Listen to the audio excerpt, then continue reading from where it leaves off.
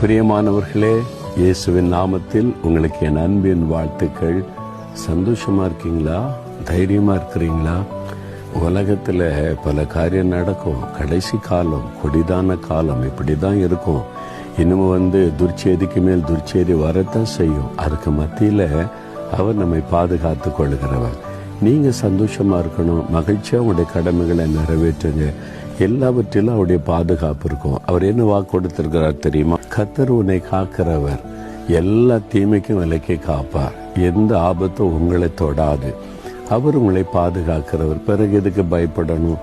நீங்கள் அதை விசுவாசிக்கணும். கர்த்தர் என்னை காக்கிறவர். ஆண்டவரே, இந்த நாள் முழுவதும் நீர் என்னை காத்துக்கொள்ளுவீர். ஒவ்வொரு நாளும் அப்படி சொல்லுங்க. உங்களுக்குள்ள தைரியம், சந்தோஷம் வரும். ஆண்டோடைய பாதுகாப்பு இருப்பதை உணருவீங்க. அது மாத்திரமல்ல, வலது பக்கத்தில் நிழலாக இருக்கிறாராம். நிழல் வெயிலில் ஒரு அரை மணி நேரம் நடந்துட்டு பாருங்களேன். ஒரு நிழலில் நின்று அப்படியே ஆசுவாசப்பட்டு ஒரு மகிழ்ச்சி இருக்கும், ஒரு இளைப்பாறுதல். ஆண்டவர் நமக்கு ஒரு நிழலாக இருக்கிறாராம். என் பிள்ளைங்க சோர்ந்து போயிடக்கூடாது, நான் அவங்கள மன மகிழ்ச்சி ஆசுவாசப்படுத்தி மகிழ்ச்சி வைக்கணும்னு சொல்லி அவர் நிழலாக இருக்கிறாராம்.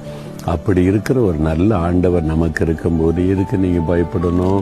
ஒன்றும் பயப்படாதங்க. கர்த்தர் என்னை காக்கிறவர், அதனால நான் பயப்பட மாட்டேன்னு தைரியமாக சொல்லுங்க.